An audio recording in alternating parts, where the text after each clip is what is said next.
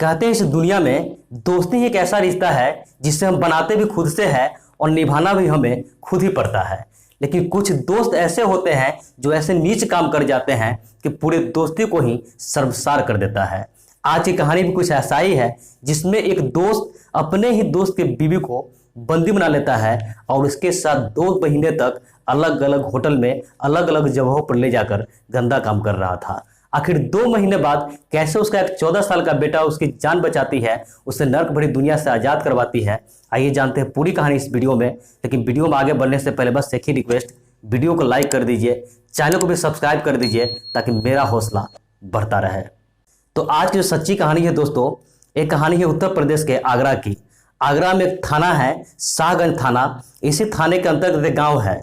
इस गाँव में एक परिवार रहा करते थे जिसमें पति पत्नी के अलावा एक बेटा था जिसका उम्र 14 साल था। दोस्तों, परिवार का जो मुखिया था, इनको जूता का फैक्ट्री हुआ करता था। इस फैक्ट्री से पैसा आता था, ऐसी से ही परिवार का जीवन यापन हो रहा था। दोस्तों, इसका जो जूता का जो फैक्ट्री खुला हुआ था, इस फैक्ट्री के लिए जो बच्चे के जो पिता होते हैं वो अपने एक दोस्त से, जो कि समाजवाद पार्टी का नेता था, उनसे 50 लाख रुपए कर्ज लिए हुए थे। उस 50 लाख में से 33 लाख चुका दिए थे और वहीं 17 लाख के आसपास अभी भी बाकी था।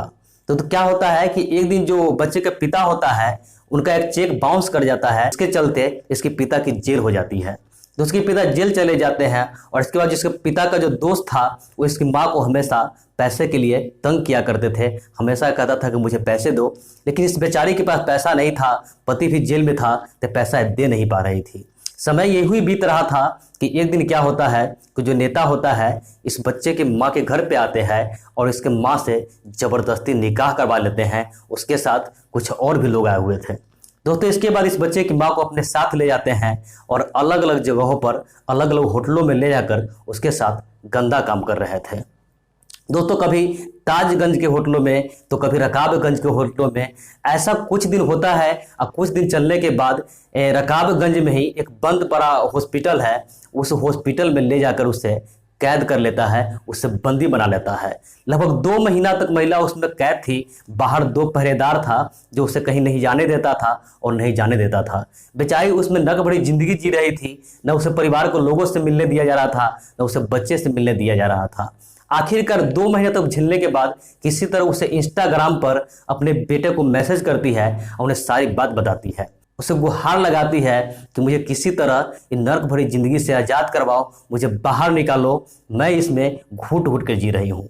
जैसे वो लड़का इस मैसेज को देखता है, अपने पिता को लेकर, जो पिता के उसका जेल से निकल चुका था, 2 महीने पहले ही आया था, उन्हें लेकर के पुलिस लाइन पे पुलिस कमिश्नर के पास पहुँच जाते हैं।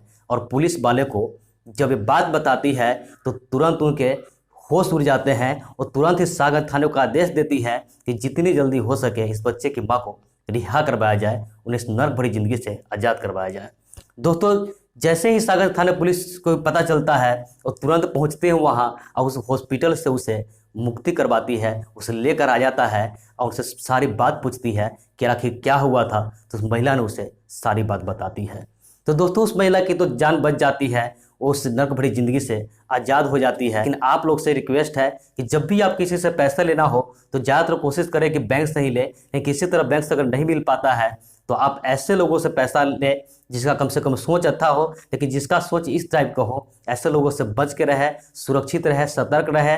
तो मिलते हैं ऐसे किसी नेक्स्ट वीडियो में। जब तक के लिए जय हिंद, वंदे मातरम।